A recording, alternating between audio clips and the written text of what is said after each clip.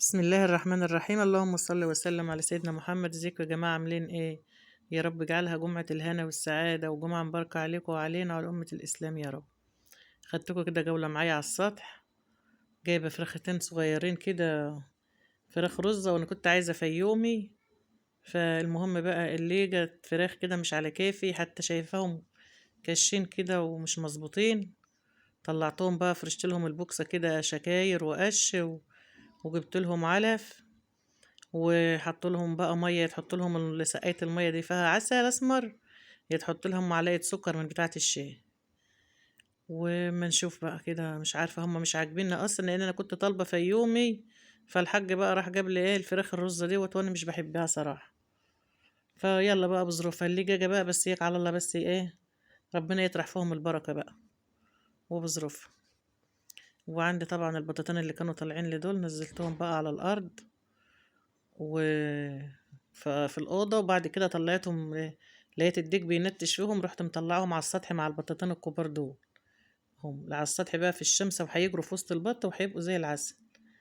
طول ما هم في الأوضة مع الفراخ عمالة تنتش فيهم الفراخ الكبير. هنا بقى كنت أنا نازلة كده بقى من على السطح. يلا ربنا بس يبارك فيهم وبظروفها بقى، اللي يعيش يعيش، لا بيعيشوا كلهم ولا بيموتوا كلهم. هنا بقى كنت نازلة كده من على السطح بقى، ايه، مشغلت الغسالة، انا مشغلة الغسالة يعني قبل ما اطلع على السطح، واللحمة مولعة عليها، ودي تسبيكة كده للبطاطس. والبطاطس كنت غسلها ومخرطاها وحطها في مية. فنزلت بقى من فوق يا دوب بقى ايه، غسلت الخضار كده، البطاطس كده زي ما انتوا شايفين، وحطيتها في التسبيكة. وكنت مولعة على اللحمة قبل ما اطلع، ومسبكة مقطعة على التسبيكة يعني، على نار هادية خالص، وسايباها مع نفسها كده. وبعدين انا ما جبتش على السطح ده، انا حطيت الاكل وعلفتهم ونزلت، ما كملتش ربع ساعة ولا 10 دقايق، يعني حوالي ربع ساعة فوق على السطح. لا اله الا الله. دي كده بقى البطاطس واللحمة شغالة، وهنعمل شوية رز بشعرية وكده بقى. خدت الغسيل كان خلص، وطلعت عشان انشر ايه على البلكونة.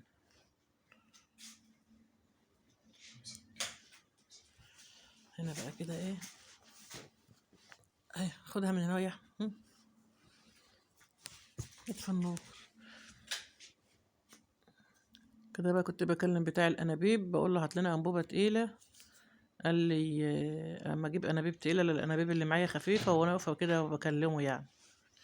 كان تحت عمال يدق على الانابيب، فبقول له عايزين انبوبة تقيلة ولا انبوبتين تقال؟ قال لي التقيل خلص، يومين كده واجيب لكم انبوبتين تقال. قلت له ماشي. فانا واقفة كده بقى بكلمه. الشمس بقى كانت ضاربة في وشي بقى في الوقت دوت، مش عارفة انشر، بقول لكم الشمس جاية في عينيا، مش عارفة انشر ولا عارفة اعمل حاجة.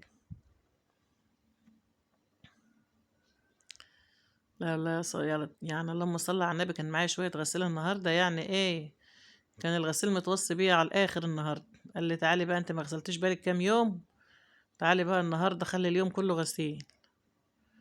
خلصتش ساعة قرآن الجمعة كده، يعني من الساعة 8 وانا بغسل لساعة قرآن الجمعة. انا اغسل شوية واروح ابص على الطبيخ شوية وعلى السطح شوية واروق في البيت شوية، يعني هعمل ايه يعني؟ كتر خيري اللي انا بعمل كده، يحمدوا ربنا اللي انا بعمل لهم كده. يلا الحمد لله. ربنا يدينا الصحة بس ويعيننا ويقوينا وما يحوجناش لا احنا ولا انتوا لأي حد يا رب. مش متحملة الشمس، عايزة اخلص عشان اخش من على البلكونة. هنا بقى كنت نشرت اهوت، وادي الهدوم البيضة. شوف الهدوم البيضة زي العسل ازاي اهو. مش كل اللي غسلت يا جماعة ولا كل اللي نشرت. وده بقى الغدا بتاعنا كده يا حبايب قلبي، واشوفكم في فيديو جديد بإذن الله، ومع ألف سلام، مع السلامة.